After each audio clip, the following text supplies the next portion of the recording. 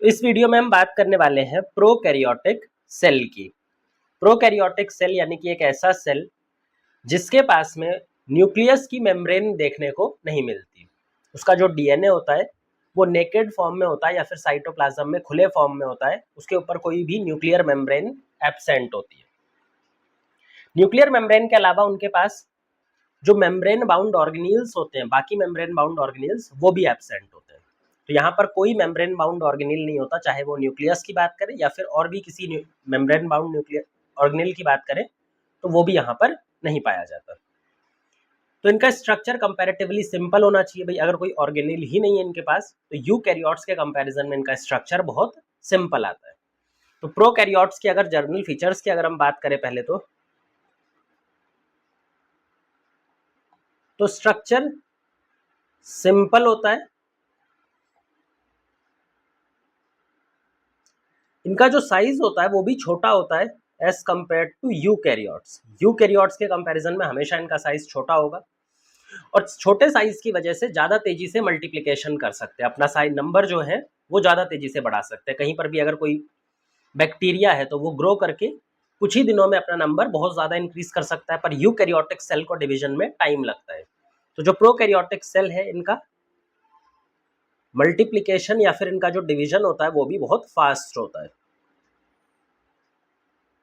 तो ये कुछ जर्नल फीचर्स है। अब अगर हम इनके स्ट्रक्चरल ऑर्गेनाइजेशन की बात करें तो स्ट्रक्चरल ऑर्गेनाइजेशन काफी सिंपल टाइप का होता है, क्योंकि अंदर तो कोई ऑर्गेनेल होना नहीं है, सिर्फ बाहर कवरिंग प्रेजेंट होती है और साइटोप्लाज्म होता है जिसमें कुछ चीजें जैसे जेनेटिक मटेरियल और एक दो चीजें वहां पर देखने को मिलती है। एक बार हम इसका जर्नल स्ट्रक्चर ड्रॉ कर लेते हैं।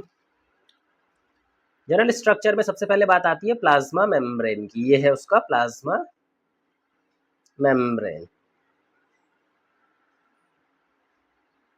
प्लाज्मा मेम्ब्रेन के अलावा एक एडिशनल कवरिंग होती है जिसको बोलते हैं सेल वॉल।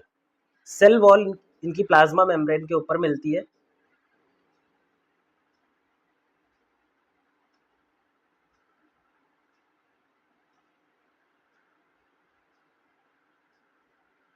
इस तरह से सेल वॉल एक मोटी लेयर होती है, तो हम इसको यहां से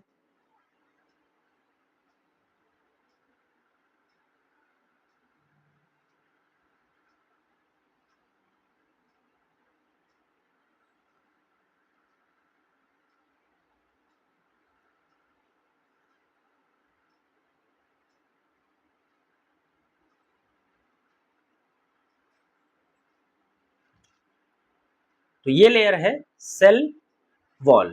तो ये हमारे पास में है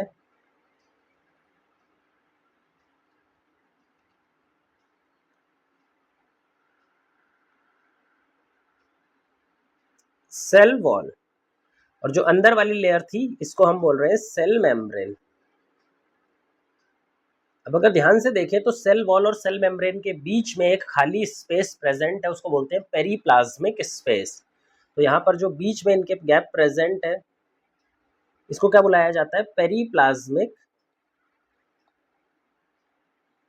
स्पेस। तो ये पेरीप्लाज्मिक स्पेस हो गया। सेल वॉल के ऊपर में एक एडिशनल कवरिंग और होती है इनके ऊपर जिसको बोलते हैं ग्लाइकोकैलेक्स लेयर, या फिर शुगर की एक कोटिंग प्रेजेंट होती है जिसका नाम है ग्लाइकोकैलेक्स। तो एक और एडिशनल लेयर बनानी है हमें, ग्लाइकोकैलेक्स।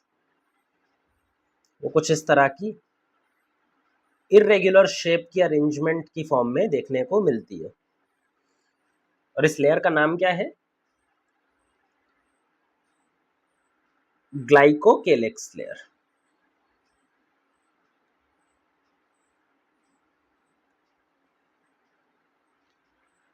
ये तीनों लेयर मिल करके, ग्लाइकोकैलेक्स, सेल मेम्ब्रेन और सेल वॉल, ये तीनों मिल करके एक कॉमन स्ट्रक्चर या फिर एक प्रोटेक्टिव कवरिंग का फॉर्मेशन करते हैं कलेक्टिवली, जिसको हम बोलते हैं सेल एनवलप। तो इन तीनों को अगर आप मिला दोगे तो क्या बनता है? Cell envelope, cell envelope. कुछ ऐसे स्ट्रक्चर भी हैं जो इनकी सेल मेम्ब्रेन या फिर सेल वॉल के बाहर की तरफ निकल रहे होते हैं जिनको हम बोलते हैं सेल एक्सटेंशन, सेल एक्सटेंशन यानी ऐसे स्ट्रक्चर्स जो सेल के बाहर निकल रहे हो, बाहर की तरफ एक्सटेंड कर रहे हो, प्रोजेक्ट कर रहे हो। तो उनमें हमारे पास 3 स्ट्रक्चर होते हैं, एक फ्लैजिला, एक पिलाई और एक फिम्ब्री। तो फ्लैजिला, पिलाई और फिम्ब्री 3 ऐसे स्ट्रक्चर हैं जो इनकी सेल के बाहर की तरफ निकल रहे होंगे, जिसमें सबसे लंबा साइज का होता है फ्लैजिला। तो यहाँ पे एक फ्लैजिला ड्रॉ करते हैं।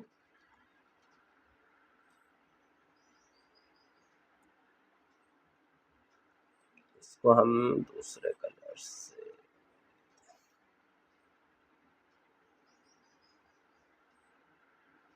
ये एक फ्लैजिला का हुक बेसल बॉडी है। बेसल बॉडी ऐसा पार्ट होता है फ्लैजिला का जो सेल वॉल और सेल मेम्ब्रेन के अंदर धंसा हुआ रहता है, उसके अंदर में एम्बेडेड रहता है, घुसा हुआ रहता है। इससे जुड़ा हुआ रहता है एक दूसरा कंपोनेंट, हुक पार्ट। तो ये जो हमने बनाया है ये क्या है, curved portion, hook portion, hook part. तो ये है हमारा हुक पार्ट, और इस हुक से निकल रहा होता है एक फिलामेंट। तो ये पूरा स्ट्रक्चर जो है ये क्या है हमारा फ्लैजिला। फ्लैजिला में भी 3 पार्ट होते हैं। ये है उसका हुक जो कर्व्ड पोर्शन है, ये जो बीच वाला है ये बेसल बॉडी है जो कि हमारी सेल वॉल और सेल मेम्ब्रेन में एम्बेडेड है, और लास्ट पार्ट है फिलामेंट, लंबा सा पोर्शन जो सेल के बाहर की तरफ ये निकल रहा है। इन तीनों को मिला करके हम बोलते हैं फ्लैजिला। ये फ्लैजिला बैक्टीरियल मूवमेंट में हेल्प करने वाला है। तो ये एक लंबा सा पोर्शन है जो मूवमेंट के लिए स्पेशलाइज्ड है। कुछ ऐसे एक्सटेंशन भी होते हैं जो मूवमेंट के अलावा बाकी किसी काम में स्पेशलाइज्ड होते हैं, जिसमें सबसे अच्छा एग्जांपल है पिलाई एंड फिम्ब्री। तो यहाँ पे हमें बनाना है पिलाई एंड फिम्ब्री।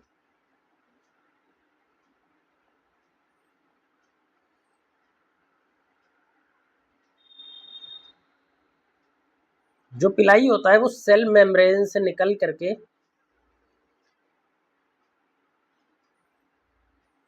बाहर की तरफ निकल रहा होता है। ये क्या है, पिलाई।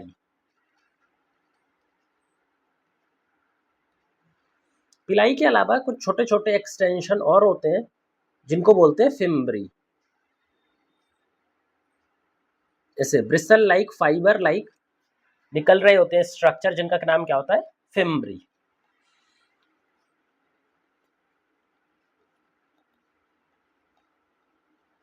फिम्ब्री और पिलाई सेम टाइप के प्रोटीन के बने होते हैं, उनका स्ट्रक्चर बिल्कुल सेम होता है। फर्क सिर्फ इतना ही कि पिलाई बड़े साइज का होता है और फिम्ब्री छोटे छोटे साइज का होता है, और उसके बेसिस पे इनका फंक्शन भी अलग हो जाता है। तो ये हमने बात कर ली है सेल की और सेल के बाहर निकलते हुए स्ट्रक्चर्स की। अब हमें यहाँ पे स्टार्ट करना है, सेल के अंदर चलते हैं हम। सेल के अंदर क्या क्या चीजें प्रेजेंट होती हैं, एक दो चीजें यहाँ से मिटा देते हैं।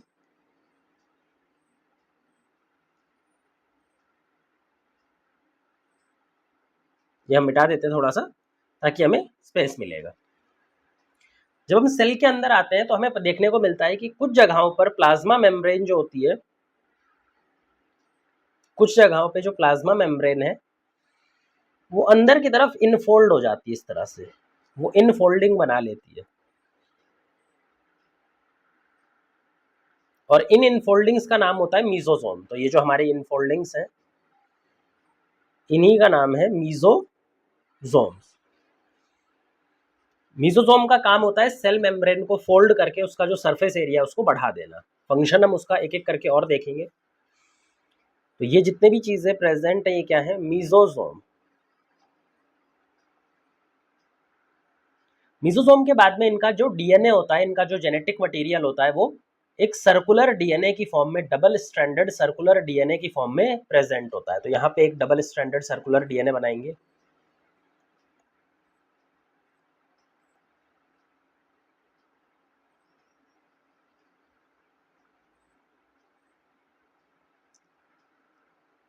Double stranded circular DNA, single molecule of DNA होता है इनके पास में, और यही डीएनए जो है ये इनका मेन डीएनए है या फिर जीनोमिक डीएनए है।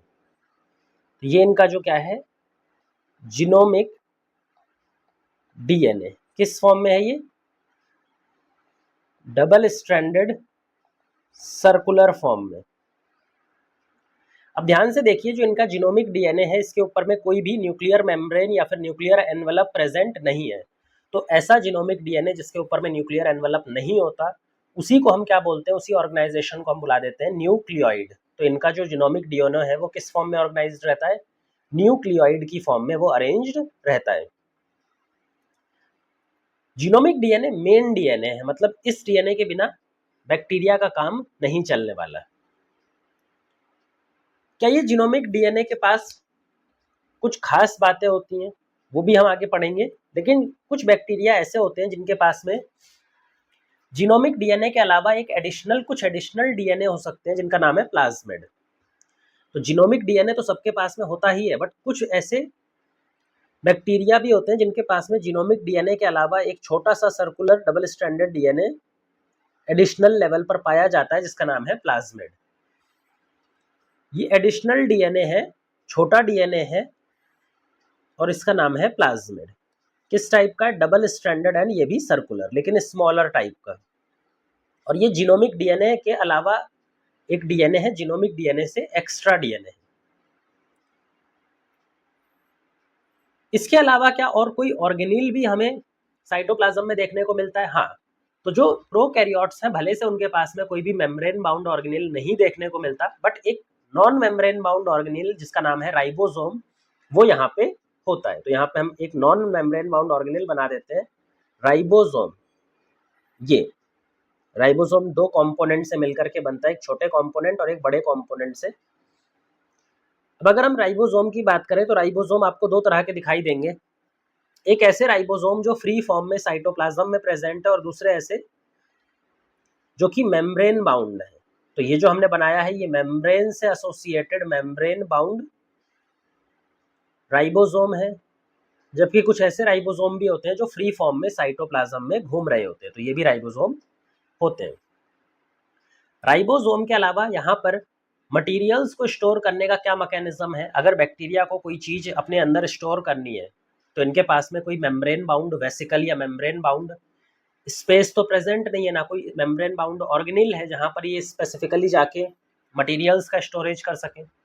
तो जब ये मटेरियल्स का स्टोरेज वहाँ पर नहीं कर सकते तो मटेरियल्स का स्टोरेज किस फॉर्म में होता है? इंक्लूजन बॉडीज की फॉर्म में। तो यहाँ पे मटेरियल्स जो होते हैं वो क्लस्टर होकर के इंक्लूजन बॉडी बनाते हैं। जैसे ये एक मटेरियल का क्लस्टर है, ये एक मटेरियल का क्लस्टर है, ये भी एक मटेरियल का क्लस्टर है, ये भी एक मटेरियल्स का क्लस्टर है। तो मटेरियल्स आपस में क्लस्टर होकर के क्या बना देते हैं? Inclusion bodies.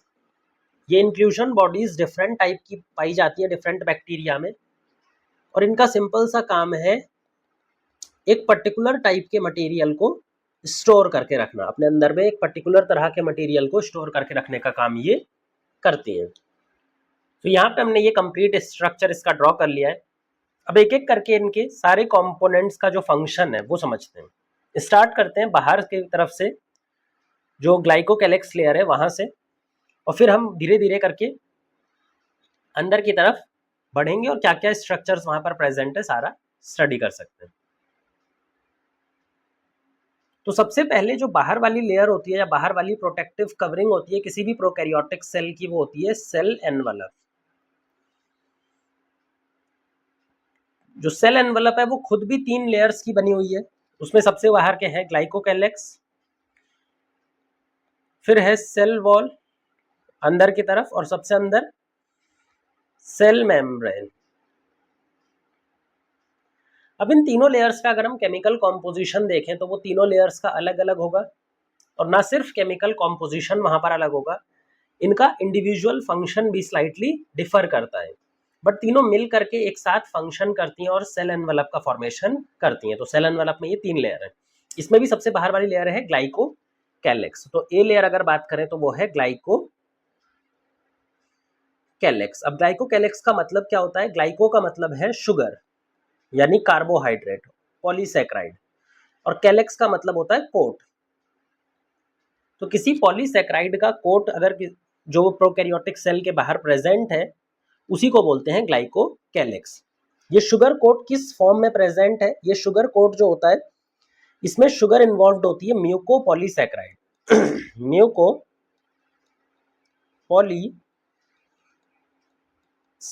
म्यूकोपॉलीसैकेराइड एक ऐसा पॉलीसैकेराइड है जो वाटर के साथ में एसोसिएट होकर के वाटर को होल्ड करके एक चिपचिपी सी लेयर का फॉर्मेशन कर देता है, अपने ऊपर एक स्टिकी लेयर का फॉर्मेशन कर देता है। तो म्यूकोपॉलीसैकेराइड स्पेशल तरह का पॉलीसैकेराइड होता है जो वाटर को कैप्चर कर सकता है, उसको होल्ड करके रख सकता है। अब ये जो ग्लाइकोकैलिक्स लेयर है ये भी अलग अलग बैक्टीरिया में दो डिफरेंट टाइप्स की हो सकती है। कुछ बैक्टीरिया के अंदर में क्या देखने को मिलता है हमें, एक कैप्सूल की फॉर्म में ग्लाइकोकैलिक्स लेयर, जबकि दूसरे टाइप के ऐसे बैक्टीरिया हैं जिनके अंदर जो ग्लाइकोकैलिक्स लेयर होती है वो एक स्लाइम लेयर की फॉर्म में होती है। कैप्सूल और स्लाइम लेयर का फर्क है कि इनमें से जो कैप्सूल है ये थिक लेयर होती है, मोटी लेयर होती है, और स्लाइम लेयर जो है वो कंपैरेटिवली काफी थिन लेयर होती है। तो जो कैप्सूल होता है वो कैसी लेयर है? थिक लेयर है। जो स्लाइम लेयर है वो थिन लेयर है। थिक होने के अलावा यहाँ पर कॉम्पोजिशन में म्यूकोपॉलीसैकेराइड तो प्रेजेंट होता ही है, म्यूकोपॉलीसैकेराइड के अलावा कुछ प्रोटीन भी देखने को मिलता है, जबकि यहाँ पे पूरी तरह से हम म्यूकोपॉलीसैकेराइड का ही ये बना होता है। जो कैप्सूल है यहाँ पर मॉलिक्यूल्स का अरेंजमेंट या फिर जो शुगर का अरेंजमेंट है, पॉलीसैकेराइड का अरेंजमेंट है, वो बहुत ही रेगुलर अरेंजमेंट होता है। क्योंकि यहाँ पर रेगुलर अरेंजमेंट है तो इसकी एक क्लियर आउटलाइन या क्लियर बाउंड्री भी डेवलप होती है। तो यहाँ पर मॉलिक्यूल्स का अरेंजमेंट कैसा है? Regular arrangement. क्योंकि यहाँ रेगुलर अरेंजमेंट है तो यहाँ पे क्लियर डिस्टिंक्ट बाउंड्री बनेगी, जबकि यहाँ पे लूज अरेंजमेंट देखने को मिलता है, हमारा इरेगुलर अरेंजमेंट देखने को मिलता है पॉलीसैकेराइड का। ठीक है, तो अगर हम इसको बनाएंगे बैक्टीरियल सेल के ऊपर तो कैप्सूल लेयर कुछ इस तरह की टफ, रिजिड और मोटी सी रेगुलर बाउंड्री वाली दिखाई देगी। वहीं पर अगर हम स्लाइम लेयर की बात करें तो स्लाइम लेयर कैसी दिखाई देगी? लूज लेयर, पतली सी लेयर जिसकी आउटलाइन भी क्लियर नहीं होगी और ये वेवी टाइप की होगी इस तरह से। और ये मेम्ब्रेन से जो सेल है उससे बहुत अच्छे से टाइटली पैकेज्ड नहीं रहती, इसको इजीली रिमूव किया जा सकता है, कैप्सूल लेयर को इजीली रिमूव नहीं किया जा सकता। तो ये बेसिक डिफरेंस है कैप्सूल एंड स्लाइम लेयर की बीच में। ये हो गया हमारा कैप्सूल एंड स्लाइम लेयर के बीच में डिफरेंसेस। अब हमारे ग्लाइकोकैलिक्स का काम क्या होता है? ग्लाइकोकैलिक्स क्यों प्रेजेंट है किसी प्रोकैरियोटिक सेल के ऊपर में? तो ग्लाइकोकैलिक्स का जो काम है वो उस ग्लाइकोकैलिक्स लेयर में वाटर की प्रेजेंस होती है, क्योंकि म्यूकोपॉलीसैकेराइड वाटर के साथ जुड़ करके एक ग्लाइकोकैलिक्स लेयर का फॉर्मेशन कर रहा था। तो ग्लाइकोकैलिक्स एक वाटर की लेयर होती है या फिर वाटर को पकड़े हुए लेयर होती है। इस वजह से ग्लाइकोकैलिक्स का काम क्या है? ग्लाइकोकैलिक्स का काम है बैक्टीरियल सेल को हाइड्रेट रखना, उसमें से वाटर के लॉस को प्रिवेंट करना। तो ये बैक्टीरियल सेल को हाइड्रेट रखता है, बैक्टीरियल सेल को हाइड्रेटेड रखता है, उसके वाटर को इजीली लूज नहीं होने देता और प्रिवेंट करता है वाटर लॉस को। वाटर लॉस के साथ में न्यूट्रिएंट लॉस को। तो इन सारी चीजों को प्रिवेंट करने का काम क्या होता है? ग्लाइकोकैलिक्स का। इसके अलावा कॉलोनी फॉर्मेशन में मदद करता है। एक बैक्टीरिया दूसरे बैक्टीरिया से अटैच होकर के कॉलोनी बनाती है, तो ये एक बैक्टीरिया से दूसरी बैक्टीरिया को जो अटैच करने का काम है वो ग्लाइकोकैलिक्स के थ्रू ही होता है। सो ये हमारे पास में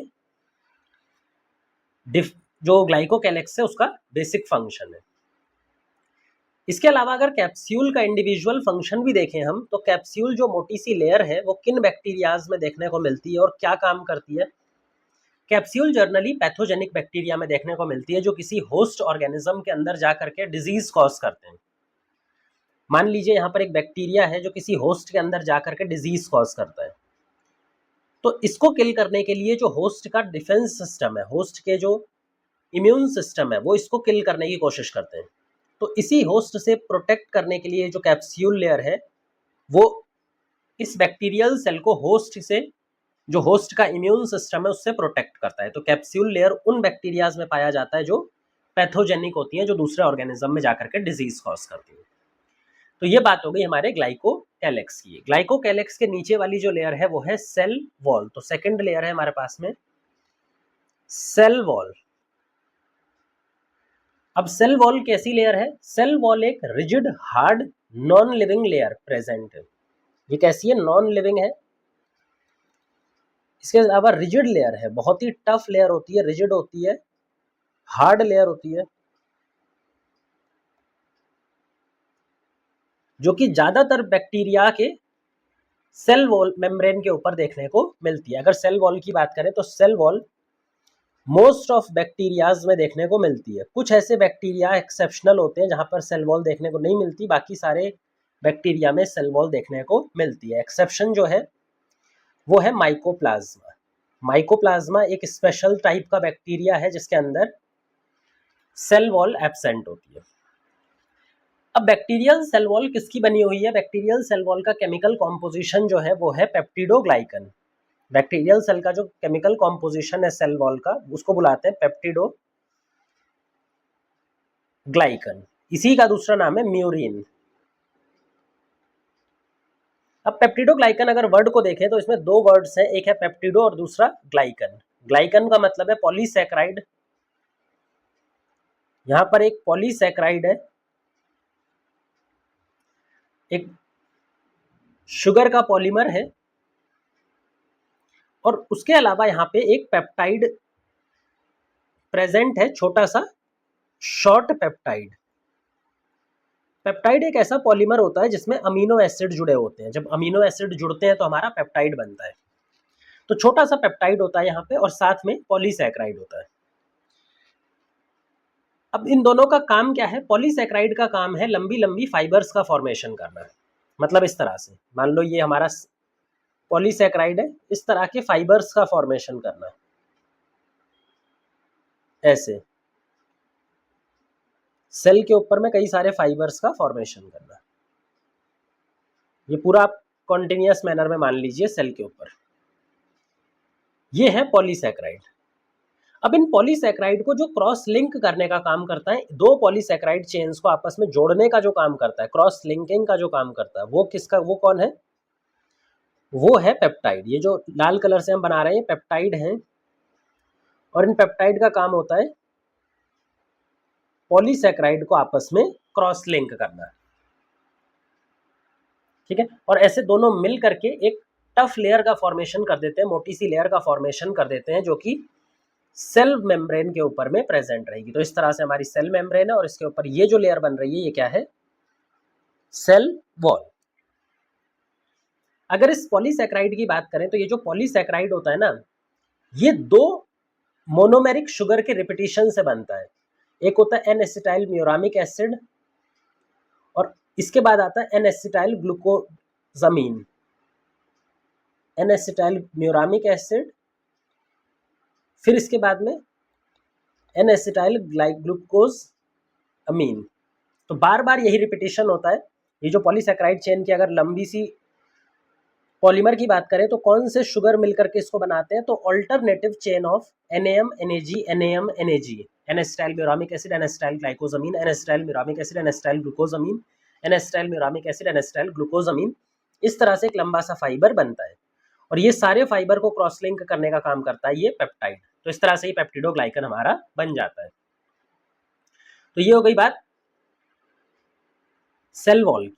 सेल वॉल का मेन काम होता है बैक्टीरिया को प्रोटेक्शन देना, बैक्टीरिया को एक पर्टिकुलर शेप प्रोवाइड करना, और मैकेनिकल डैमेज वगैरह से उसको प्रोटेक्ट करना।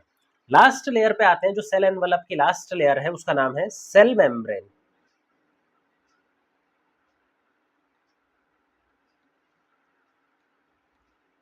सेल मेम्ब्रेन एक लिविंग लेयर है। अभी तक हम जितनी भी बात कर रहे थे, चाहे ग्लाइकोकैलिक्स की बात करें, चाहे सेल वॉल की बात करें, ये दोनों ही लिविंग स्टेट में नहीं होते, मतलब ये प्रोटोप्लास्ट जो होता है उसका पार्ट नहीं होते। लेकिन सेल मेम्ब्रेन एक लिविंग लेयर है।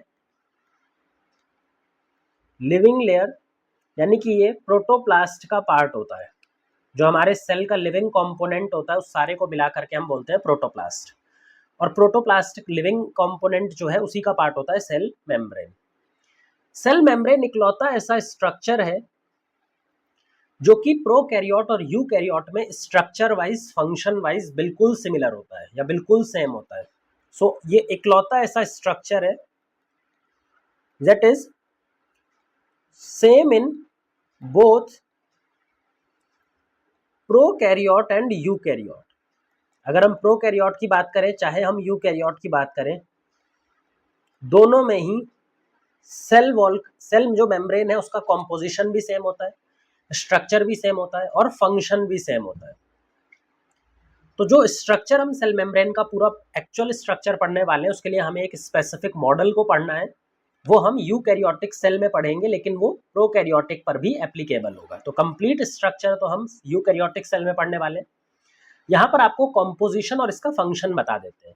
तो अगर कॉम्पोजिशन की बात करें तो किसी भी सेल मेम्ब्रेन जो बनी होती है वो हमेशा बनी होती है लिपिड प्लस प्रोटीन की। तो सेल मेम्ब्रेन हमेशा बनी होती है लिपिड प्लस प्रोटीन, जो मिलकर के क्या बनाते हैं,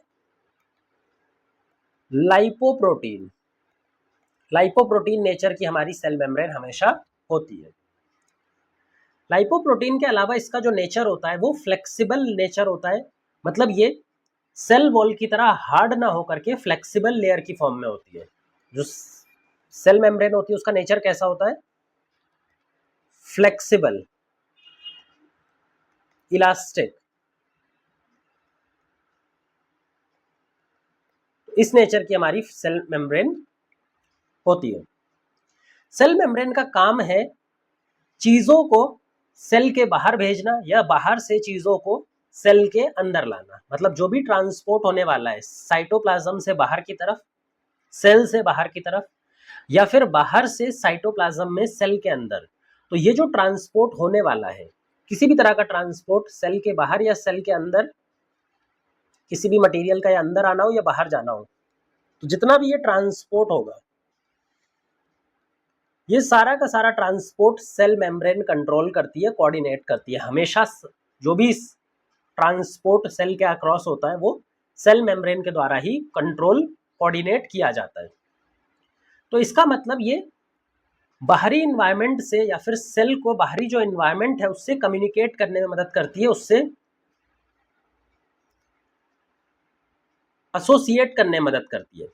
तो जो सेल बाहर की तरफ इंटरेक्ट करता है, बाहर के वर्ल्ड से जो इंटरेक्शन होता है सेल का, वो किसके थ्रू होता है, सेल मेम्ब्रेन के थ्रू। क्योंकि जितना भी मटेरियल बाहर जाएगा या मटेरियल बाहर आएगा वो किसके थ्रू होगा, सेल मेम्ब्रेन के थ्रू ही होता है। तो ये इंपॉर्टेंट काम है हमारे सेल मेम्ब्रेन का। तो यहाँ पे हमने तीनों कंपोनेंट पढ़ लिए सेल एनवलप के। अब सेल एनवलप जो होता है वो भी अलग अलग टाइप के बैक्टीरियाज में वो डिफर कर सकता है। इसके बेसिस पे हम बैक्टीरिया को दो ग्रुप्स में क्लासिफाई करते हैं। जो बैक्टीरिया होता है, अगर उसमें सेल एनवलप की बेसिस बताई जाए, सेल एनवलप, तो बैक्टीरिया के सेल एनवलप एक दूसरे से डिफर करते हैं और उनके सेल एनवलप के डिफरेंस की वजह से हम बैक्टीरिया को दो ग्रुप्स के अंदर क्लासिफाई भी कर सकते हैं। एक होता है ग्राम पॉजिटिव और एक होता है ग्राम नेगेटिव। अब ये दोनों में जो डिफरेंस है बेसिकली सेल्यूलर लेवल पर, वो है इनके सेल एनवलप में और सेल एनवलप में भी, सेल वॉल में। तो इनके अंदर जो मेजर डिफरेंस है वो क्या है, सेल एनवलप में भी, और सेल एनवलप में भी जो सबसे इंपॉर्टेंट डिफरेंस है वो है इनकी सेल वॉल में। क्या डिफरेंस होता है पहले तो ये समझ लेते हैं, फिर हम बात करेंगे कि हम इनको ग्राम पॉजिटिव और ग्राम नेगेटिव क्यों नाम देते हैं। जो ग्राम पॉजिटिव बैक्टीरिया होते हैं उनकी खास बात होती है कि उनके पास में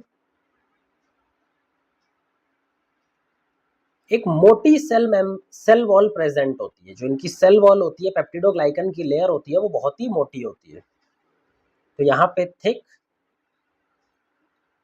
peptidoglycan layer.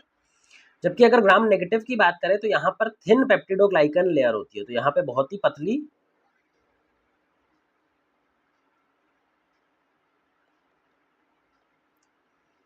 Thin peptidoglycan layer पाई जाती है। ग्राम नेगेटिव की एक और खास बात होती है कि इनकी सेल वॉल के ऊपर में एक और एडिशनल लेयर होती है जिसको बोलते हैं लाइपोपॉलीसैकेराइड लेयर। इनकी सेल वॉल के ऊपर एक और लेयर होती है जिसका नाम होता है लाइपोपॉलीसैकेराइड। तो ये जो लेयर है ये क्या है? LPS, lipopolysaccharide layer. ये इनके सेल्यूलर लेयर पे डिफरेंस है। बट सेल्यूलर लेयर पे डिफरेंस होने की वजह से हम इनको ग्राम पॉजिटिव और ग्राम नेगेटिव क्यों बोल रहे हैं? बिकॉज इनको डिफरेंशिएट करने के लिए या फिर इनको अलग अलग पहचानने के लिए हम एक डिफरेंशियल स्टेनिंग का इस्तेमाल करते हैं, ग्राम स्टेनिंग। तो इन दोनों को अलग अलग डिफरेंशिएट करने के लिए हम क्या यूज करते हैं? एक डिफरेंशियल स्टेनिंग जिसका नाम है ग्राम स्टेनिंग। देखिए, कोई भी डिफरेंशियल स्टेनिंग होती है उसका बेसिक एम या फिर पर्पस यही होता है कि दो अलग अलग तरह के सेल को हम अलग कर पाएं या फिर डिस्टिंग्विश कर पाएं based on their staining properties. कौन सा स्टेन किस तरह के सेल को पकड़ता है या कौन सा स्टेन किस तरह के सेल में जाकर के बैठता है, उसके बेसिस पे हम इसको डिफरेंशियल स्टेनिंग बोलते हैं।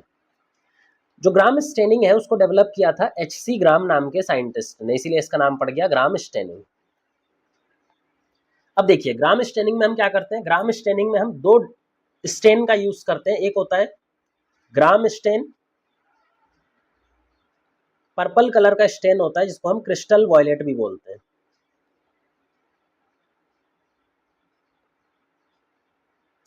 ये हमारा वॉयलेट कलर का होता है, ठीक है। एक दूसरा स्टेन होता है जो दूसरे बैक्टीरिया को जाएगा जिसका नाम है सैफ्रेनिन, जो कि ऑरेंज टू पिंक कलर का होता है, ठीक है। अब इसमें बस आपको ध्यान ये रखना है कि जो ग्राम स्टेन है ये हमारा मेन स्टेन है और ये काउंटर स्टेन है। मतलब ये ग्राम स्टेनिंग से डिफरेंट कलर लेकर के आएगा तो इसको काउंटर स्टेन बोलते हैं। ये हमारा मेन स्टेन है। ग्राम स्टेन की खास बात होती है कि ये पेप्टिडोग्लाइकन के साथ एसोसिएट करता है। कहीं पर भी अगर पेप्टिडोग्लाइकन प्रेजेंट है तो ग्राम स्टेनिंग जाकर के वहां पर बैठ जाएगा। अब आपने ग्राम स्टेनिंग की प्रोसीजर को परफॉर्म करते हैं, ये वाला स्टेन भी डालते हैं, उसके बाद ये वाला स्टेन भी डालते हैं। जब स्टेनिंग डालने के बाद में फाइनली जब आप सेल को ऑब्जर्व करेंगे माइक्रोस्कोप में तो दो तरह के सेल मिलेंगे। कुछ ऐसे सेल होंगे जिनके अंदर में ग्राम स्टेनिंग माइक्रोस्कोप में दिखाई देगी। सारा प्रोसीजर करने के बाद में जिन्होंने ग्राम स्टेनिंग क्या किया है, ग्राम स्टेन उनके सेल में दिखाई देगा, यानी कि ग्राम स्टेनिंग उनके सेल में रिटेन्ड रही है, बची हुई है।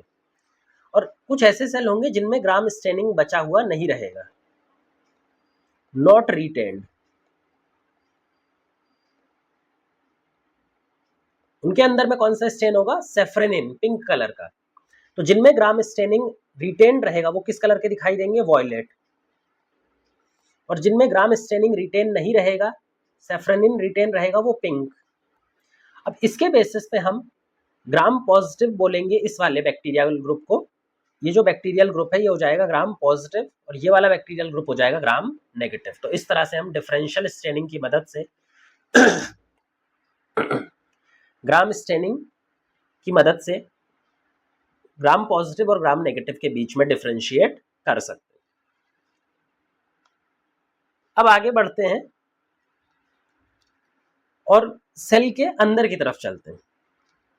अगर हम सेल के अंदर देखें तो प्लाज्मा मेम्ब्रेन सेल के अंदर फोल्ड होकर के मीजोजोम नाम का एक स्ट्रक्चर बना रही थी। तो जो सेकंड स्ट्रक्चर है हमारा वो है मीजोजोम। मीजोजोम बनता है सेल मेम्ब्रेन की इनफोल्डिंग से। मान लीजिए ये कोई सेल था और ये उसका साइटोप्लाज्म था। तो ये जो सेल मेम्ब्रेन है या प्लाज्मा मेम्ब्रेन है, ये अपने एक्सटेंशेबल नेचर की वजह से अंदर की तरफ प्रोजेक्ट कर जाती है, अंदर की तरफ इस तरह से फोल्ड हो जाती है, और इसी इनफोल्डिंग को ही हम बोलते हैं मीजोजोम। तो मीजोजोम और एक्चुअल में कुछ नहीं है, इनफोल्ड है ऑफ प्लाज्मा मेम्ब्रेन,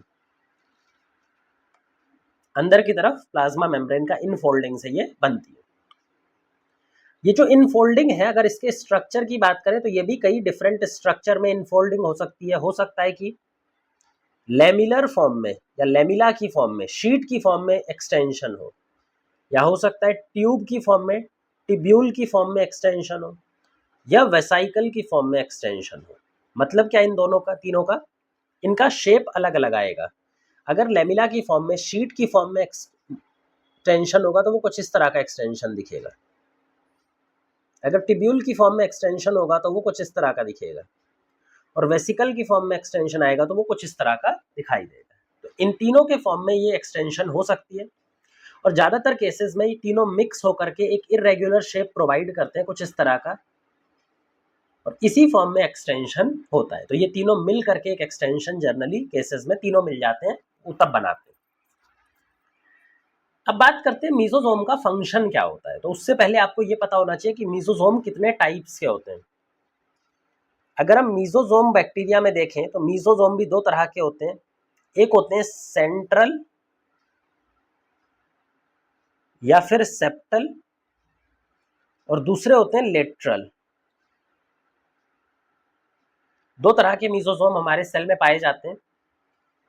एक होता है सेंट्रल, और फिर होते हैं लेटरल मीजोजोम। ये जो सेंट्रल मीजोजोम है, ये जो हमने इससे बनाया है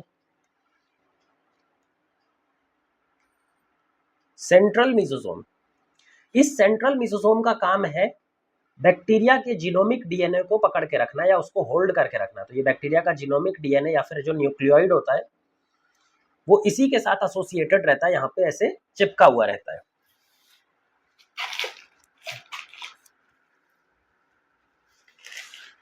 अब डीएनए को पकड़ने का इसका मेन रीजन क्या है कि जो सेंट्रल मीजोजोम है ये हमारा डीएनए को होल्ड करके रखता है, बैक्टीरिया के डीएनए को, और पकड़ने के अलावा इसके रेप्लिकेशन को कंट्रोल करता है कि इसको कब रेप्लिकेट करना है, कितनी बार रेप्लिकेट करना है। और एक बार जब रेप्लिकेशन कंप्लीट हो गया, एक डीएनए से दो डीएनए बन गया, तो डीएनए के डिस्ट्रीब्यूशन में भी हेल्प करता है। डीएनए को दो अलग अलग सेल में पहुंचाने के लिए सेंट्रल मीजोजोम का काम होता है। तो इसका क्या काम होता है, डीएनए के डिस्ट्रीब्यूशन में एक बार रेप्लिकेशन जब हो जाए। अब डीएनए का डिस्ट्रीब्यूशन ये कैसे करेगा, मान लीजिए यहाँ पर दो डीएनए रेप्लिकेशन के बाद में हमारे पास दो डीएनए बन गए, लेकिन ये दोनों डीएनए अभी उलझे हुए हैं, इनको दो अलग अलग साइड हमें ले जाना है। तो मीजोजोम क्या करता है, मीजोजोम खुद भी डिवाइड हो जाता है, और खुद डिवाइड होकर के एक सेंट्रल मीजोजोम इधर चला जाता है और एक सेंट्रल मीजोजोम इधर चला जाता है, और इनके साथ साथ में एक जो डीएनए सेगमेंट है वो इधर चला जाएगा और एक डीएनए उधर चला जाएगा। तो इस तरह से डीएनए का सेपरेशन करवाना ड्यूरिंग सेल डिवीजन टाइम पे, वो भी इसका काम होता है। तो ये हो गया हमारा इसका काम। इसके अलावा ये सेल डिवीजन के टाइम पे एक सेप्टम का फॉर्मेशन करता है इस तरह से। ये जो सेंट्रल मीजोजोम है ये एक्सटेंड करेगा, फर्दर आगे बढ़ेगा, और आगे बढ़ने के बाद में एक सेप्टम का फॉर्मेशन करेगा, सेल डिवीजन करने में मदद करेगा। सेप्टम का फॉर्मेशन या फिर सेल वॉल फॉर्मेशन में मदद करता है, दो सेल को डिवाइड करने में मदद करता है। तो ये हमारा सेल वॉल फॉर्मेशन में भी मदद करता है, सेल डिवीजन में भी मदद करता है। तो ये तो बात हो गई सेंट्रल मीजोजोम की। अब बात करते हैं लेटरल मीजोजोम की। जो लेटरल मीजोजोम है उनका क्या फंक्शन है।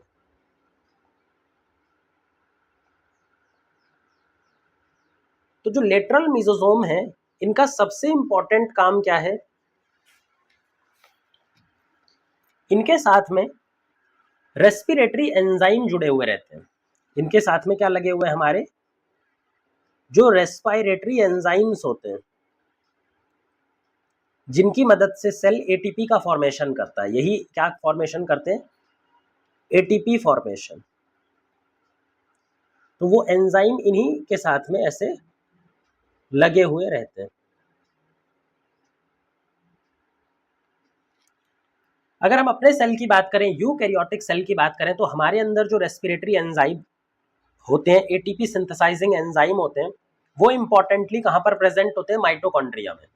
इसीलिए हम माइटोकॉन्ड्रिया को पावर हाउस ऑफ सेल भी बुलाते हैं, क्योंकि उसके साथ रेस्पिरेटरी एंजाइम जुड़े हुए हैं।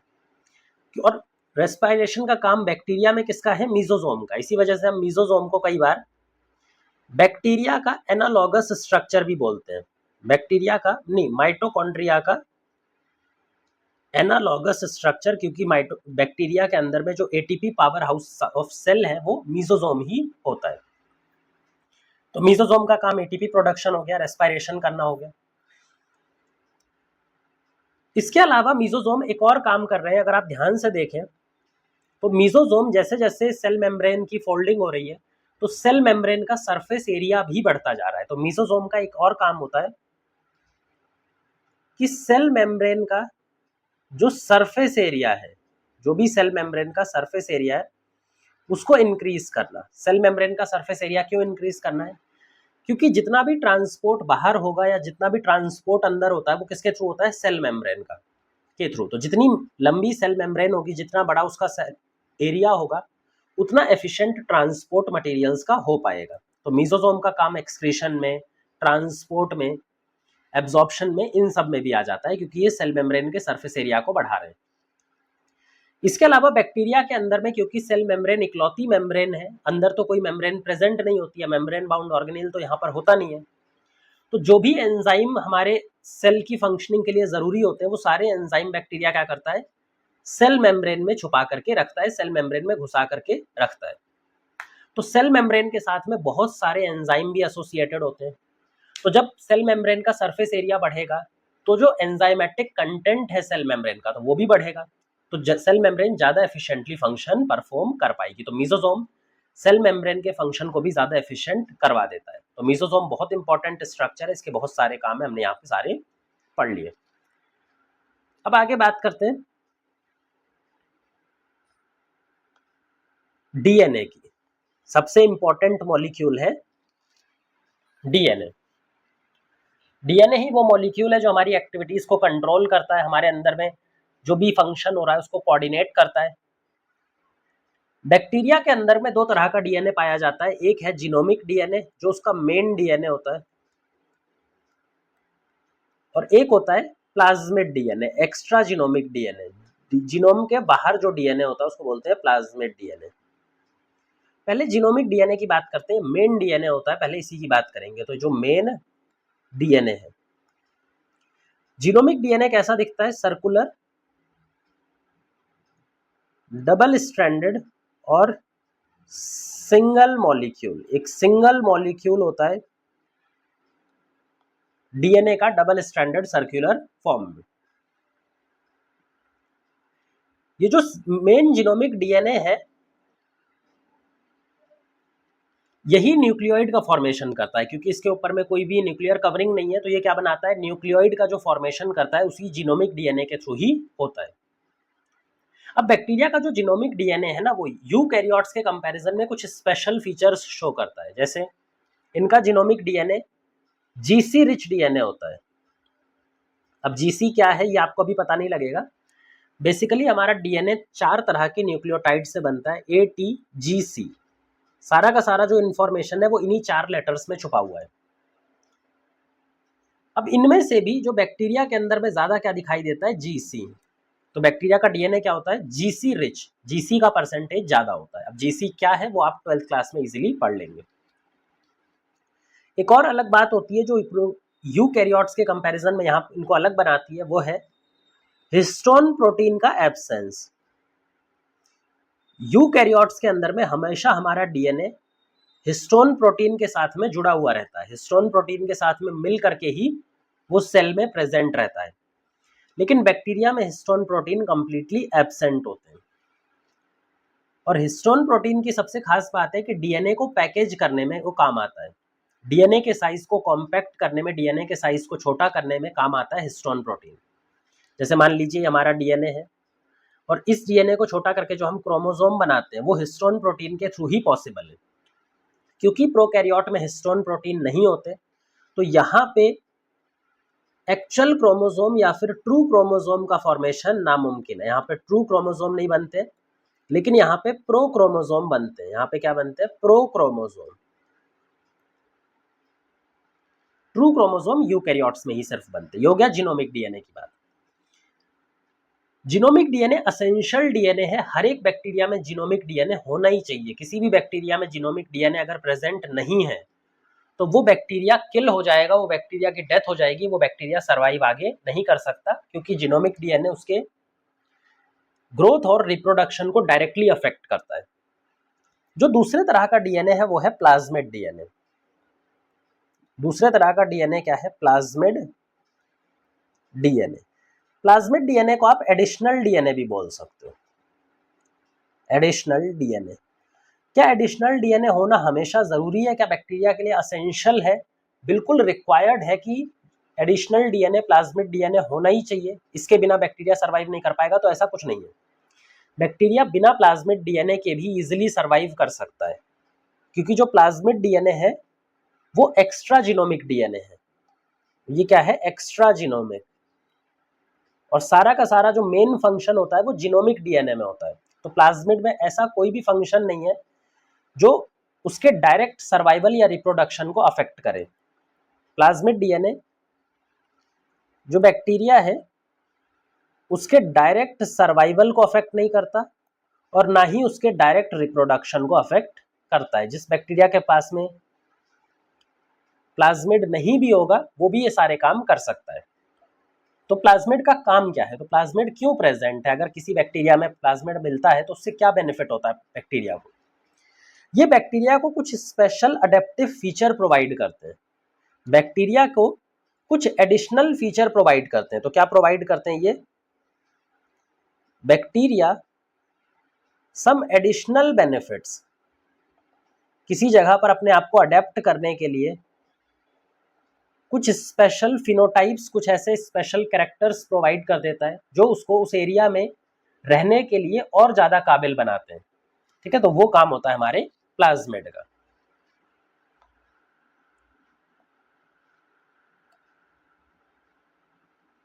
जैसे कि अगर एक बहुत कॉमन टाइप का प्लाज्मिड की बात करें जिसका यूज हम 12th क्लास में करते हैं, आर प्लाज्मिड। ये एक टाइप का प्लाज्मिड है, इसका नाम है रेजिस्टेंस प्लाज्मिड। जिस भी बैक्टीरिया के अंदर में आर प्लाज्मिड होता है उसके अंदर में कुछ एंटीबायोटिक्स के लिए रेजिस्टेंस होती है। तो अगर मान लीजिए यहाँ पर एक बैक्टीरिया है जिसके पास में प्लाज्मिड डीएनए प्रेजेंट है, तो एक स्पेसिफिक एंटीबायोटिक से, एंटीबायोटिक ऐसी दवाइयाँ होती हैं जो बैक्टीरिया को मारती हैं, ड्रग्स होती हैं, लेकिन इसके ऊपर में ये ड्रग काम नहीं कर पाएगी क्योंकि इसके ऊपर में एक स्पेशल प्लाज्मिड है। तो एंटीबायोटिक से रेजिस्टेंस प्रोवाइड करता है आर प्लाज्मिड। इसी तरह से और भी तरह के प्लाज्मिड होते हैं जो अलग अलग बेनिफिट प्रोवाइड करते हैं। ये बात कर ली हमने डीएनए की। डीएनए के बाद में अब जो राइबोसोम होता है, जो हमारा इकलौता ऐसा ऑर्गेनील है, नॉन मेम्ब्रेन बाउंड ऑर्गेनील, जो प्रोकैरियोट्स के अंदर में देखने को मिलता है, उसके बारे में समझते हैं। राइबोसोम। अब राइबोसोम जो है वो प्रोकैरियोट्स में भी देखने को मिलता है, यूकैरियोट्स में भी देखने को मिलता है, इसलिए क्या कहलाता है? Universal cell organelle. दोनों जगह पर देखने को मिलता है। अब हमने तो बताया था कि भाई प्रोकैरियोट में कोई भी मेम्ब्रेन बाउंड ऑर्गेनेल मिलता ही नहीं है, तो बिल्कुल सही है वो बात, क्योंकि राइबोसोम नॉन मेम्ब्रेन बाउंड है। राइबोसोम के ऊपर में कोई भी मेम्ब्रेन होती ही नहीं है। राइबोसोम यूकैरियोट्स में भी मिलता है और प्रोकैरियोट्स में भी मिलता है, लेकिन अगर इनके साइज की बात करें तो साइज में डिफरेंस देखने को मिलता है। यूकैरियोटिक राइबोसोम ज्यादा बड़ा होता है और प्रोकैरियोटिक राइबोसोम छोटा होता है। तो अगर हम यूकैरियोटिक राइबोसोम की बात करें तो वो 80S टाइप का होता है, बड़े डेंसिटी का होता है, बड़े साइज का होता है, और प्रोकैरियोटिक राइबोसोम 70S का होता है, छोटे साइज का होता है। ये S क्या रिप्रेजेंट कर रहा है? ये जब हम यूकैरियोटिक राइबोसोम देखेंगे तो वहां पे बताई जाती है ये बात। अभी बस आप याद कर लीजिए कि प्रोकैरियोट्स में 70S और यूकैरियोट्स में 80S। अगर डायमेंशन की बात करें, लेंथ और विड्थ की बात करें, तो 70s डीएनए का जो लेंथ और विड्थ होता है वो 15 नैनोमीटर मल्टीप्लाइड बाय 20 नैनोमीटर होता है।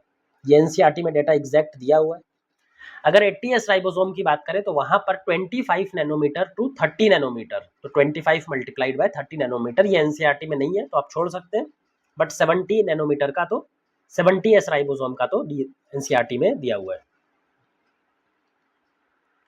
कोई भी राइबोसोम होता है वो हमेशा 2 सब यूनिट से मिलकर के बनता है। कोई भी राइबोसोम हो, चाहे 70s चाहे 80s, वो हमेशा किससे मिलकर के बनता है? 2 सब यूनिट से। 70s बना होता है 2 छोटी छोटी सब यूनिट्स का, एक 50s और एक 30s। वहीं पर 80s बना होता है 60s और 40s। तो यहां पर अगर आप देखें तो एक तो बड़ी सब यूनिट होती है ये वाली, और एक छोटी सब यूनिट होती है ये वाली। इसी तरह से इनके पास भी यही होता है, एक बड़ी सब यूनिट होती है ये वाली, और एक छोटी सब यूनिट होती है ये वाली। खाली साइज में फर्क होता है, लेकिन हमेशा जो राइबोसोम होता है वो 2 सब यूनिट से मिलकर के बना हुआ होता है। अब राइबोसोम का काम क्या है? राइबोसोम का काम आप इस तरह से समझ सकते हैं कि राइबोसोम डीएनए के असिस्टेंट की तरह काम करता है। डीएनए अपना काम निकलवाने के लिए राइबोसोम का इस्तेमाल करता है। मान लीजिए ये डीएनए है, हम बैक्टीरियल डीएनए भी बना रहे हैं, सर्कुलर डीएनए बनाएंगे। इस डीएनए ने क्या बनाया? एमआरएनए। डीएनए हमेशा एमआरएनए बनाता है। अब इस एमआरएनए से हमें आगे बनाना है प्रोटीन, लेकिन एमआरएनए से प्रोटीन बनाने के लिए यहां पे हमें जरूरत पड़ती है राइबोसोम की। विदाउट राइबोसोम एमआरएनए से प्रोटीन डेवलप करना पॉसिबल नहीं है। तो राइबोसोम आएंगे और राइबोसोम यहां पर जुड़ करके एक प्रोटीन सिंथेसिस करना स्टार्ट कर देंगे। इस तरह से मूवमेंट करेंगे और प्रोटीन सिंथेसिस करना स्टार्ट कर देंगे। कई बार ये भी देखने को मिलता है कि एक ही एमआरएनए से बहुत सारे राइबोसोम आकर के जुड़ जाते हैं और बहुत सारे प्रोटीन बनाने लग जाते हैं, ताकि प्रोटीन सिंथेसिस एफिशिएंसी और फास्ट हो जाए, प्रोटीन ज्यादा तेजी से बन पाए। जब भी हमारा एक एमआरएनए पे बहुत सारे राइबोसोम आकर के जुड़ जाते हैं तो इस पूरे स्ट्रक्चर को हम बुलाते हैं पॉलीसोम। तो ये पूरा जो स्ट्रक्चर बन रहा है यहां से यहां तक, इसी को क्या बुलाते हैं? पॉलीसोम या फिर पॉलीराइबोसोम। तो ये पॉलीसोम है या फिर पॉलीराइबोसोम, और पॉलीराइबोसोम का काम क्या है? प्रोटीन सिंथेसिस को फास्ट करना, इसके स्पीड को, एफिशिएंसी को और तेजी कर देना। तो ये बात हो गई राइबोसोम की। राइबोसोम के बारे बाद हम करते हैं बात हम मटेरियल स्टोरेज की। अगर बैक्टीरिया को कोई भी मटेरियल स्टोर करना है तो उसके पास में तो कोई अलग से ऑर्गेनेल स्टोरेज के लिए है नहीं। तो अगर उसको कोई भी चीज स्टोर करनी होगी, कोई भी मटेरियल स्टोर करना होगा, तो वो किस फॉर्म में करता है? एग्रीगेट की फॉर्म में, जिसका नाम है इंक्लूजन बॉडीज। तो नेक्स्ट चीज है inclusion body.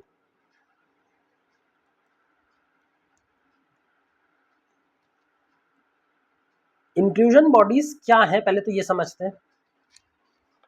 Inclusion bodies simple materials का एग्रीगेशन है, एग्रीगेशन ऑफ मटेरियल्स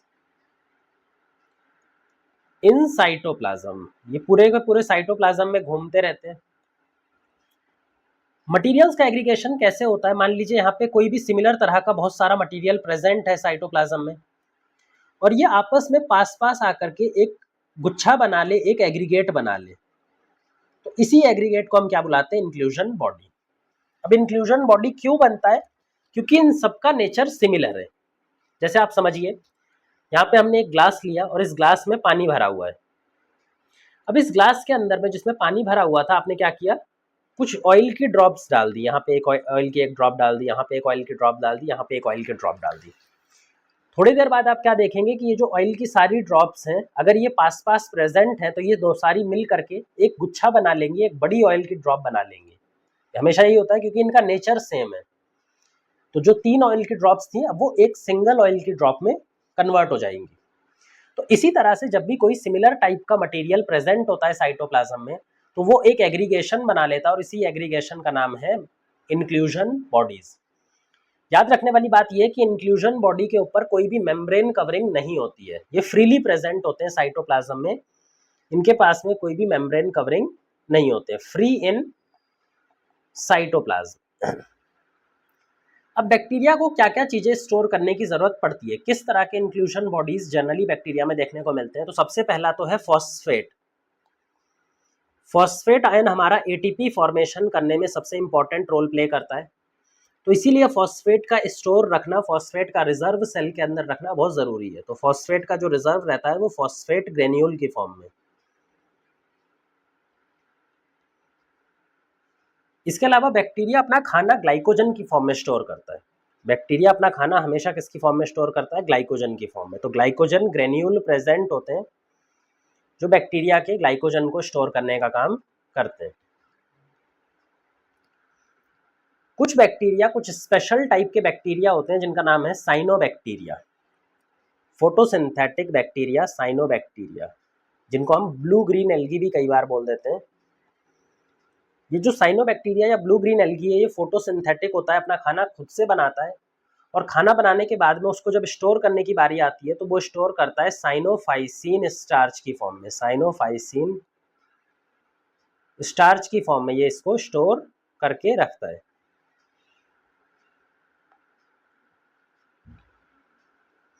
कुछ ऐसे बैक्टीरिया होते हैं जो फोटोसिंथेटिक बैक्टीरिया होते हैं, उनके अंदर एक और एडिशनल इंक्लूजन बॉडी देखने को मिलती है, फोटोसिंथेटिक बैक्टीरिया।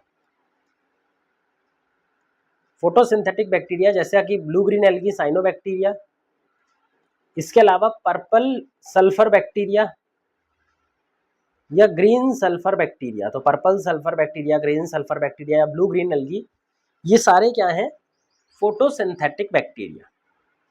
अब फोटोसिंथेटिक बैक्टीरिया के साथ में एक स्पेशल केस आता है कि जब भी ये पानी में पाए जाते हैं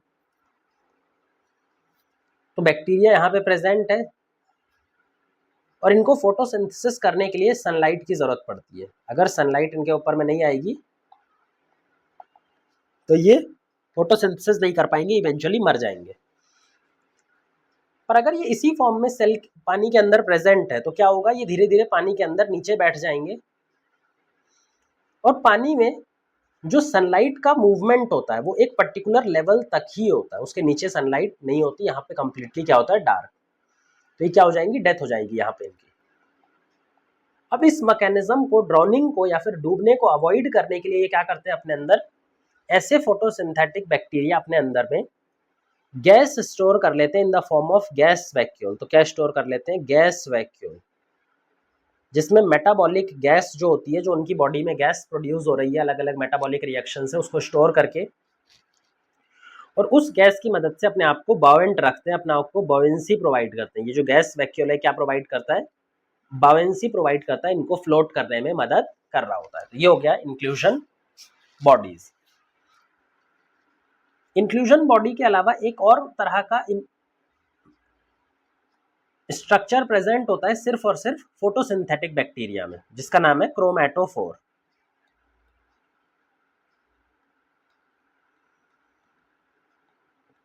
अगर फोटोसिंथेसिस परफॉर्म करना है तो फोटोसिंथेसिस परफॉर्म करने की सबसे पहली शर्त है लाइट को कैप्चर करना। आप सनलाइट को कैप्चर करोगे, उसको एनर्जी में कन्वर्ट करोगे, तभी जाकर के अपना फूड उससे सिंथेसाइज कर पाओगे। अब लाइट को कैप्चर करने की कैपेबिलिटी सिर्फ एक तरह के पर्टिकुलर मॉलिक्यूल में होती है जिनका नाम है पिगमेंट मॉलिक्यूल, पिगमेंट या फिर कलर मॉलिक्यूल। ये जो कलर्ड मॉलिक्यूल है, पिगमेंट मॉलिक्यूल है, इन्हीं के पास ये कैपेबिलिटी है कि ये लाइट को एब्जॉर्ब कर सकते हैं। अब पिगमेंट मॉलिक्यूल कहाँ पर प्रेजेंट होंगे, बैक्टीरिया के अंदर में जो पिगमेंट मॉलिक्यूल्स होते हैं वो उनकी सेल मेम्ब्रेन एक्सटेंशन में देखने को मिलते हैं। जो फोटोसिंथेटिक बैक्टीरिया होते हैं उनके अंदर एक स्पेशल टाइप की सेल मेम्ब्रेन एक्सटेंशन होती है जिसको बोलते हैं क्रोमैटोफोर। ये जो है ये है क्रोमैटोफोर, और इसी क्रोमैटोफोर के अंदर इसकी मेम्ब्रेन पर लगे होते हैं पिगमेंट्स। तो ये जो है ये क्या है, क्रोमैटोफोर्स। ये कोई अलग से स्ट्रक्चर नहीं है, ये मेम्ब्रेन के एक्सटेंशन से ही बने और इनपे फोटोसिंथेटिक पिगमेंट लगे हुए होते हैं। ये बैक्टीरिया के अंदर की जितनी भी बातें थी, जो बैक्टीरिया के अंदर के स्ट्रक्चर्स थे, वो सारे हमने देख लिए। अब बैक्टीरिया के सरफेस पे भी दो स्ट्रक्चर्स प्रेजेंट थे, तीन स्ट्रक्चर सॉरी, फ्लैजेला, पिलाई और फिम्ब्री। अभी इन तीनों में क्या डिफरेंस है, इन तीनों का क्या फंक्शन है, एक एक करके समझते हैं। सबसे इंपॉर्टेंट इसमें और सबसे बड़ा वाला जो होता है वो है फ्लैजिला। तो यहाँ पर सबसे बड़ा वाला एक्सटेंशन है फ्लैजिला, जो कि सेल मूवमेंट कराने में मदद करता है। कोई भी बैक्टीरिया का मूवमेंट होगा वो फ्लैजिला की मदद से ही होगा। बैक्टीरियल फ्लैजिला 3 कंपोनेंट से मिलकर के बनता है। एक है बेसल बॉडी,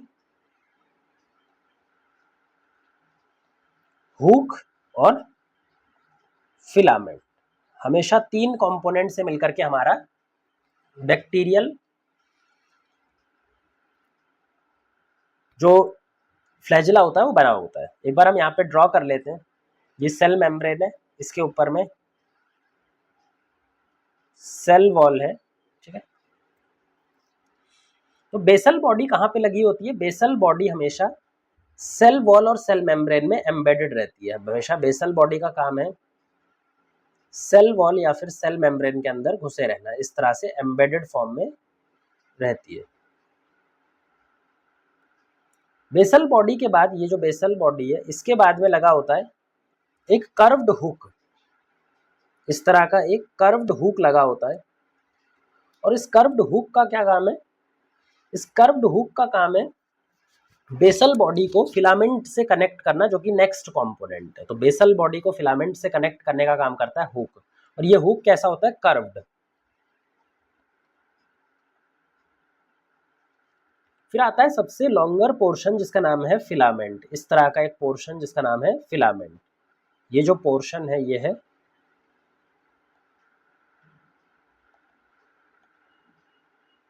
फिलामेंट। फिलामेंट इन तीनों में से सबसे लंबा पार्ट होता है। अब मूवमेंट कैसे होता है? हमेशा मूवमेंट जो होता है बैक्टीरियल फ्लैजिला का वो 360 फॉर्म में होता है। जो बेसल बॉडी है वो 360 इस तरह से रोटेट करेगी, और जब बेसल बॉडी 360 रोटेट करेगी तो जो कर्व्ड हुक है ये भी रोटेट करेगा, और इसकी वजह से फ्लैजिला इस तरह से 360 फॉर्म में मूव करता है। और इस मूवमेंट की वजह से ये बैक्टीरिया आगे की तरफ प्रोपेल कर सकता है। तो ये हो गया बात बैक्टीरिया के फ्लैजिला का। बैक्टीरिया का जो फ्लैजिला है उसमें भी जो पर्टिकुलरली फिलामेंट है वो एक स्पेशल टाइप के कॉन्ट्रैक्टाइल प्रोटीन से बना होता है, फ्लैजिलिन। ये एक कॉन्ट्रैक्टाइल प्रोटीन है, मतलब कॉन्ट्रैक्शन करने में कैपेबल ऐसा प्रोटीन, तो उसको बोलते हैं कॉन्ट्रैक्टाइल प्रोटीन। और ये फ्लैजिलिन नाम का एक प्रोटीन होता है। ये बात हो गई हमारी पहले एक्सटेंशन की फ्लैजिला। फ्लैजिला के अलावा हमारे पास पिलाई होता है। जो सेकंड एक्सटेंशन है वो है पिलाई, सेल मेम्ब्रेन एक्सटेंशन।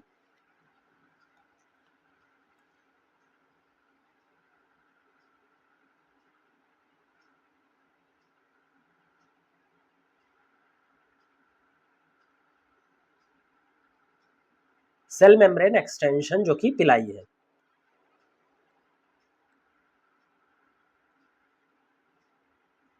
अब इस पिलाई का काम क्या होता है? इस पिलाई का काम मूवमेंट में ना होकर के इस पिलाई का काम होता है डीएनए ट्रांसफर में। अगर एक बैक्टीरिया से डीएनए को ट्रांसफर करना हो दूसरे बैक्टीरिया में, तो वो ट्रांसफर करने के लिए हमें क्या लगती है? एक ट्यूब की मदद लगती है, और इस ट्यूब का नाम है पिलाई। ठीक है, इसी ट्यूब का नाम होता है पिलाई या फिर कॉन्जुगेशन पिलाई, और डीएनए ट्रांसफर कराने में ही मदद करती है। पिलाई किस प्रोटीन की बनी है? पिलाई बनी होती है एक प्रोटीन की, पिलिन प्रोटीन, पाइलिन प्रोटीन। अच्छा, पाइलिन प्रोटीन का ही एक और एक्सटेंशन होता है, या पिलाई के ही छोटे छोटे फॉर्म्स होते हैं जिनको बोलते हैं फिम्ब्री। अगर पिलाई बहुत छोटे छोटे फॉर्म्स में है और बहुत सारी है तो इसको बोलते हैं फिम्ब्री। तो ये वाली क्या बोलते हैं इसको? फिम्ब्री। अब ये जो फिम्ब्री है इसका काम क्या है? फिम्ब्री हमारे ब्रिसल लाइक या फिर छोटे छोटे कांटों के जो फाइबर्स होते हैं उस फॉर्म में प्रेजेंट होती है बैक्टीरिया की सरफेस पे, और इसका काम है अटैचमेंट का। मान लीजिए यहाँ पे कोई चीज प्रेजेंट है और इससे बैक्टीरिया को अटैच होना है, तो इससे अटैच होने के लिए बैक्टीरिया क्या यूज करता है? फिम्ब्री का इस्तेमाल करता है। ये किसी भी चीज से अटैच हो सकता है अगर पैथोजेनिक बैक्टीरिया है किसी होस्ट में एंटर करता है तो होस्ट के टिश्यू से बाइंड कर जाएगा, ये होस्ट का टिश्यू है, उससे जुड़ने के यूज कर सकता है। अगर फ्री लिविंग बैक्टीरिया है तो फ्री लिविंग बैक्टीरिया पानी में किसी पत्थर में, पानी या स्ट्रीम में किसी पत्थर से जुड़ने के लिए भी फिम्ब्री का इस्तेमाल कर सकता है। तो ये बात हो गई हमारे कंप्लीट बैक्टीरिया की। बैक्टीरिया का जो फ्लैजेला है वो मूवमेंट में हेल्प करता है, पर पिलाई और फिम्बरी मूवमेंट में ना हेल्प करके दूसरी चीज़ों में हेल्प करते हैं, particularly attachment and DNA transfer में।